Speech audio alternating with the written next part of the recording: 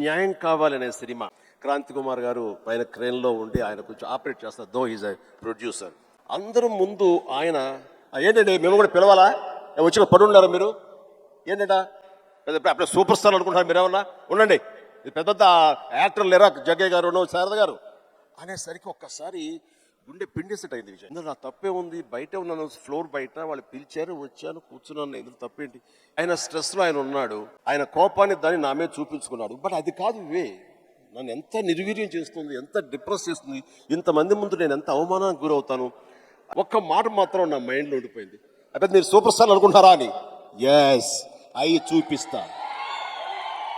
ఆ ఒక్క ముక్క మాత్రం నా మైండ్లో నా మదిలో ఉండిపోయింది. కసి పెరిగింది.